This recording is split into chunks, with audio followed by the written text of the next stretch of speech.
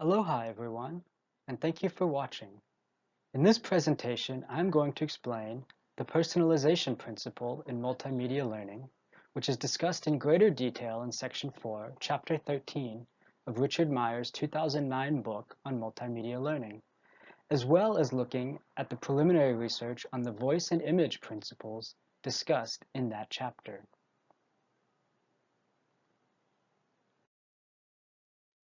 The personalization principle is essentially the idea that learning from multimedia is more effective when instruction is given in a more conversational rather than a formal style. This means that you are more likely to remember information from narrators who address you directly. Have you ever noticed how YouTubers and video bloggers always talk directly to you in their videos? Have you noticed that I'm doing it right now? Perhaps you feel more at ease now and ready to learn, knowing that I'm addressing you directly. But how do we achieve this effect in instructional writing?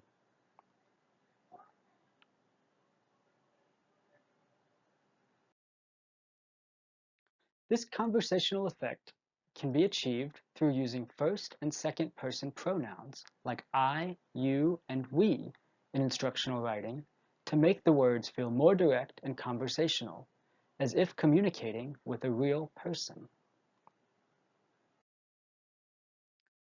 For example, a formal presentation on the respiratory system will use language like the nose and throat are connected to the lungs. A more conversational way of saying this would be to say your nose and throat are connected to your lungs, and when we breathe, our lungs expand with air.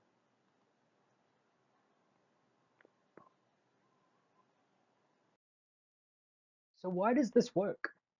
Well, according to Meyer, when learners feel that the author is talking to them, they are more likely to see the author as a conversational partner, and therefore will try harder to make sense of what the author is saying. In a previous study from 2004, Meyer, Fennell, Farmer, and Campbell identified two paths for fostering meaningful learning in multimedia environments. One is through decreasing cognitive load through the efficient implementation of design principles in the creation of multimedia learning content. This is discussed at length in the rest of Meyer's book on multimedia learning and in the lovely presentations that my classmates have prepared. The second path is through increasing learners' motivational commitment to cognitive processing, which can be achieved through social learning and the principle of personalization.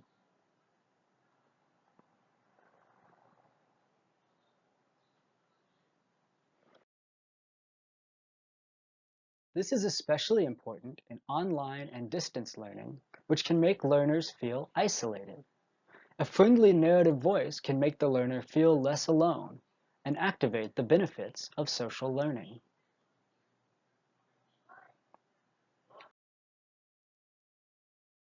Okay, but can you prove that?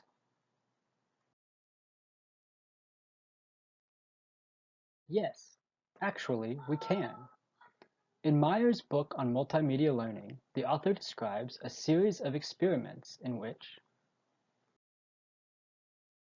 out of 11 tests, learners who received instruction in a conversational form performed better on the transfer tests than those who had received the same instructional content but delivered in a more formal style.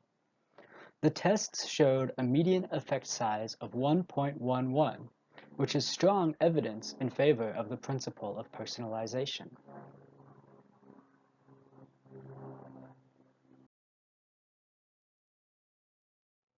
Okay, but what about boundaries? I mean, is it possible to be too personal?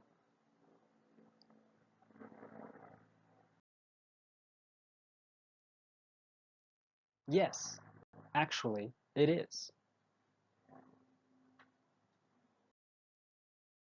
For example, if I say, now I'm going to tell you about your lungs, that's weird. It's too personal, and this could be distracting for learners. So there is a case to be made against the personalization principle. Some might say that personalization offers no new information to learning content, and if it is too obvious, it can be distracting. Personalization can be a seductive detail, which should be avoided when creating coherent multimedia presentations. For more on this, check out Chapter 4 of Meyer's book, The Coherence Principle.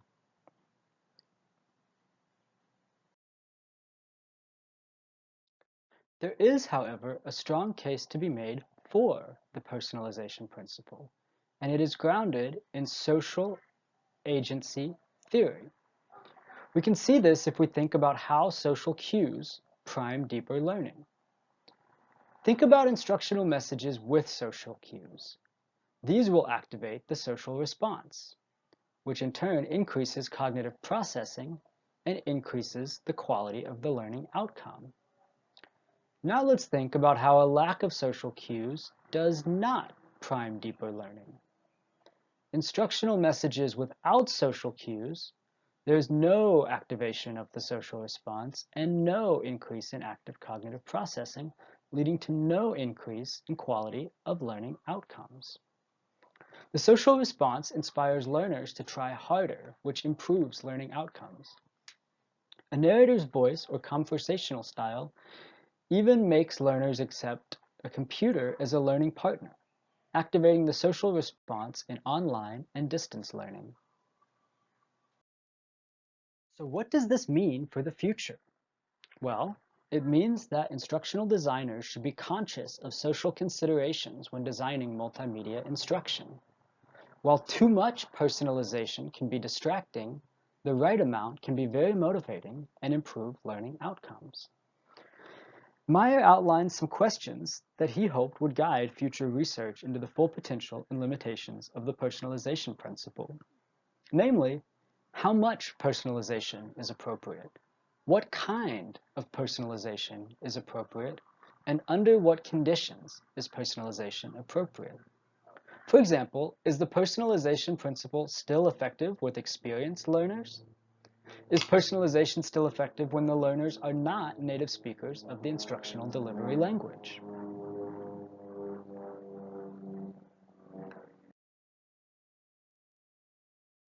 We'll tackle those issues in the rest of this presentation, but for now I want to talk about the voice principle. The voice principle is the idea that in addition to a speaker's words, their voice also plays an important part in learning, and that deserves a closer look.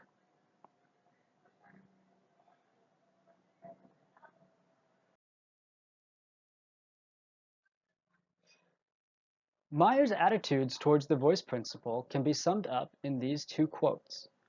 People learn more deeply when the words in a multimedia message are spoken by a friendly human voice rather than a machine voice. A machine-synthesized voice, although perceptually discernible, does not convey much of a social presence.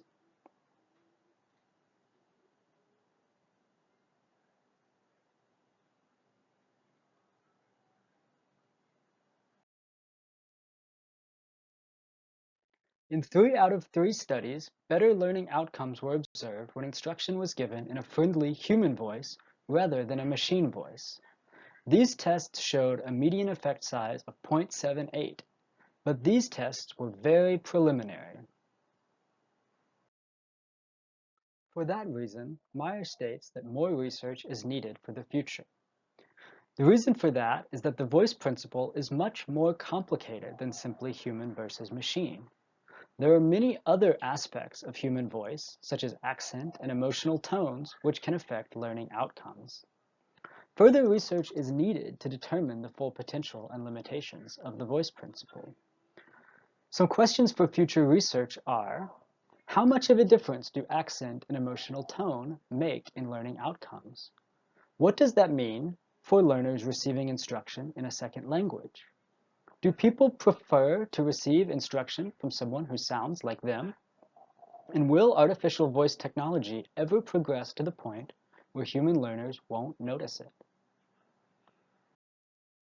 Luckily, since the time of Meyer's writing in 2009, more research has been done. A Czech study from 2014 looked at personalized messages in a brewery educational simulation. This study asked the question, is the personalization principle less robust than previously thought? The study explores the effectiveness of the personalization and voice principles in longer and more complex training simulations. Another study from 2019 asks that we reconsider the voice principle when dealing with non-native language speakers. This study re-examines the voice principle and its effect on non-native speakers in an era of high advancement in voice technology. Look at what the research says. In the 2014 study, the personalization principle was explored in a 2 to 3 hour interactive simulation of the beer making process. Both groups were given instruction in their native Czech language, but one group received instruction from a friendly grandpa character, while the other group received more formal, non-personalized instruction, and no grandpa. In this study, no difference was observed in learning outcomes from either group, although the group with the grandpa reportedly spent 20% longer in the simulation, which indicates that they must have found it enjoyable.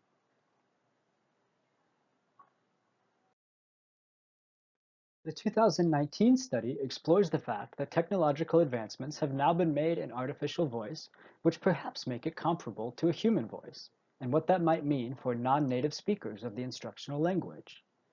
This study looked in particular at an aspect of voice called prosody.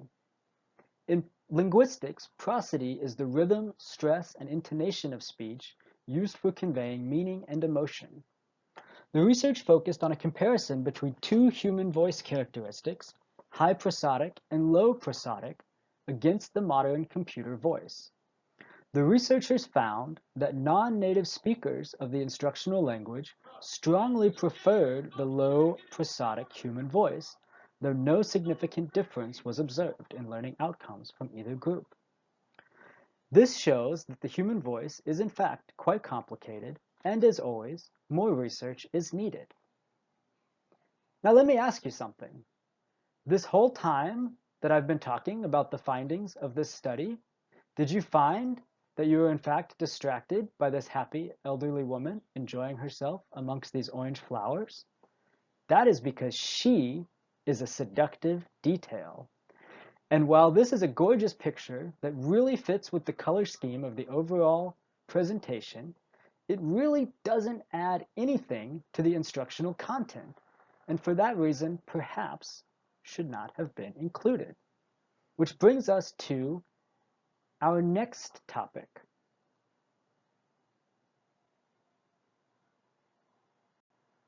The image principle. Given the potential of the human voice to activate the social response and improve learning outcomes, it's tempting to wonder how the instructor's image might also foster learning.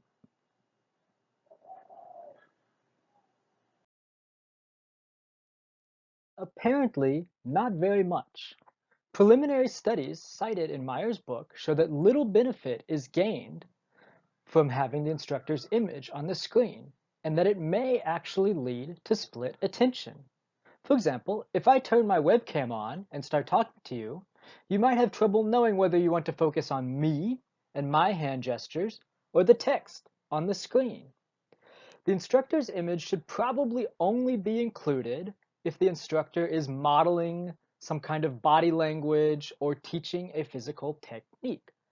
Other than that, there's really no reason for them to appear on the screen.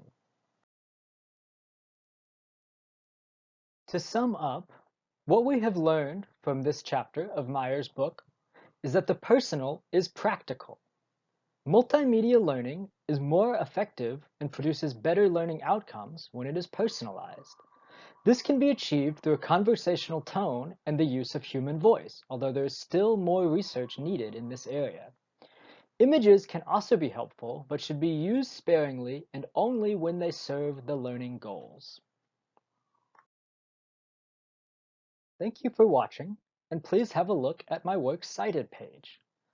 All images used in this came either from Pexels, Pixabay, or the stock images available in PowerPoint. Thank you, and have a great rest of your day.